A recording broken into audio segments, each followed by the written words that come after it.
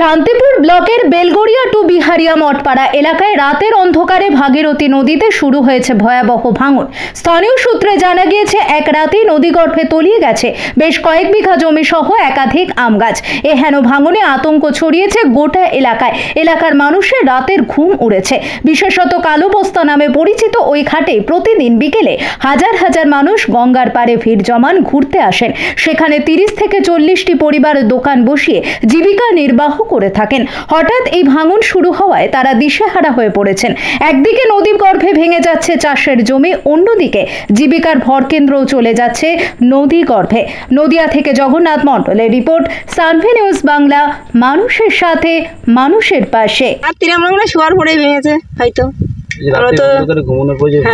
আমরা তো ওই জন্যই ভয় পাই, রাতে কখন আমরাই চলে যাবো হয়তো, এরকম ভয় ভয় লাগে আমাদের থাকতে। একটু ভালো করে বান্ধা করলে, তদন্ত নিলে আমরা একটু বাঁচি। আমাদের একটা দোকান আছে এখানে করে চলে, আমাদের তো খুব ভয় ভয় পাই আমরা। হ্যাঁ, দোকানদারি করে চলে। আরও গরিব মানুষ অনেকেই দোকান দেয়, তাদেরও তো এই তার উপরেই নির্ভর। হ্যাঁ, এই তো আমাদের বাড়ি, ওই তো বাড়ি একদম গঙ্গার পাড়েই বাড়ি ধরতে গেলে। হ্যাঁ, না বাবা, আগে তো যে আমরা ভয়ে এইদিকে গঙ্গা ধরে চলে আসতাম, যে কখন আমাদের বাড়ি চলে যাবে, কখন চলে যাবে, এই ভয়টাই পেতাম। আমরা চাই যে একটু পাকাপোক্ত করে কাজ হোক, সেটাই তো চাই। আমার নাম রমা বিশ্বাস। কালোবস্তার ঘাটে যে ভাঙনটা হয়েছে, ওখানকার মেম্বার আমাকে জানিয়েছে যে কালোবস্তায় ভাঙন হয়েছে। আমি শান্তিপুরের বিডিওকে জানিয়েছি এবং আমাদের বিধায়ককে জানিয়েছি। আশ্বাস দিয়েছে খুব তাড়াতাড়ি কাজটা যাতে হয়ে যায়, এই আশা রাখছি, এবং মানুষের সমস্যা যাতে তাড়াতাড়ি মিটে যায়। আমি বেলগড়িয়া টু গ্রাম পঞ্চায়েতের প্রধান বর্ণালী বর্মন। কি বলবেন এই বিষয়ে? ইরিগেশনের আধিকারিকদের সাথে যোগাযোগ করছি, সম্ভবত আগামীকাল তারা আসবেন। তারা এসে যেটা বলার সেটা বলবেন কী হয়েছে। আর দ্বিতীয় হচ্ছে, কাজটা যেটা ক্ষতিগ্রস্ত হয়েছে সেটা করা হবে, ঠিক যেমন চৌধুরী পাড়াতে হয়েছিল। এই এখন তো জল বাড়ারও কোনো বিষয় নেই, তাহলে মানে জল শুকানোর টাইম, এক্ষেত্রে আবার নতুন করে ভাঙন, সেক্ষেত্রে তো চিন্তায় পড়েছে এলাকাবাসী। জল নামার তো সময় এখন, জল নামলে তো ভাঙবে। বিরোধীরা যেটা অভিযোগ করছেন যে বারবার একই ঘটনা ঘটছে, এইবার একটু স্বীকার করুন, বারবার কেন বলছেন যে এটা ভাঙন নয়? আমি তো বলিনি ভাঙন নয়, ইরিগেশনের আধিকারিকরা বলেছেন। আপনি তো ছিলেন সেখানে, আপনি কি একবারও বলতে পারবেন আমি বলেছি ভাঙন নয়? আমি যদি এখন বলি ভাঙন নয়, তাহলে কোনো কেউ বলতে পারে বিধায়ক মেজাজ হারাচ্ছে। আমি কি বলেছি ভাঙন নয়? আপনারাও একটু বলবেন। আপনারা যদি না বলেন গণতন্ত্রের চতুর্থ মাধ্যম হিসাবে, তাহলে তো খুব অসহায় বোধ করবো আমরা। যারা জনপ্রতিনিধি, আমরাও অসহায় বোধ করি। কারণ আপনাদের সামনে ইরিগেশনের আধিকারিকরা বলছেন, একজন ইঞ্জিনিয়াররা বলছেন, বা অফিসাররা বলছেন এটা ভাঙন নয়। সেটা আমরা চৌধুরী পাড়ার ক্ষেত্রে বলেছিলাম। এখানে আমরা এখনো পৌঁছইনি, আমরা জানি না। সেটা আমরা কেন দুম করে বলতে যাবো এটা ভাঙন নয়? আমরা তো বলছি না। অপরিকল্পিত কাজের কথা এই কাজটি যখন হয়েছিল তারপরে অনেক বছর কেটে গেছে, ঠিক আছে? সেজন্য এখন এটা অপরিকল্পিত যদি কাজ হয়ে থাকে, তার জন্য দপ্তর আছে, সেই দপ্তর সেটা সিদ্ধান্ত নেবে।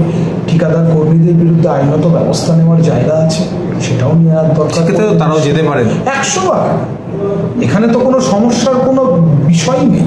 কাজ যারা করে, তারা যদি কোনো জায়গায় কাজের ক্ষতি হয়, উত্তরাখণ্ডে যখন রাস্তায় ধস নামে, তখন কি কেউ বলতে পারবে যে সেটা শুধুমাত্র বিজেপির জন্যই হয়েছে?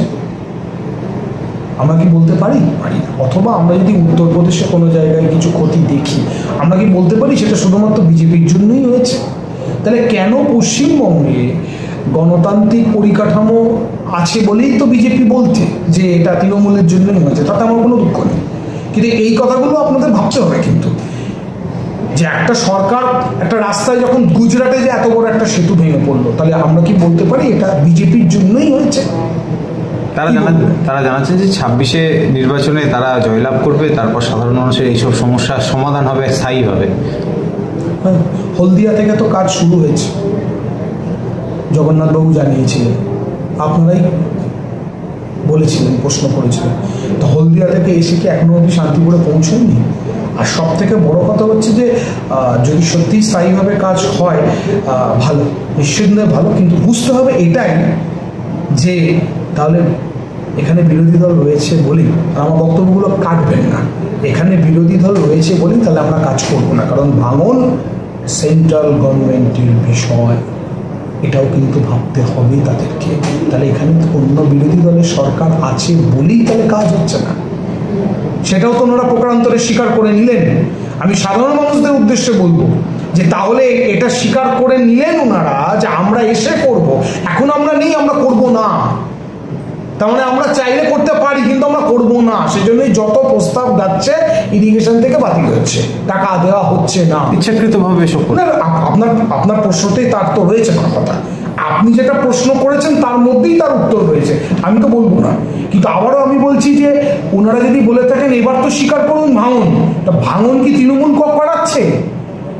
ওনারা কি বলতেছেন? ভাঙন তৃণমূল করাচ্ছে? নিশ্চয়ই তৃণমূল করাচ্ছে না, প্রকৃতি করাচ্ছে।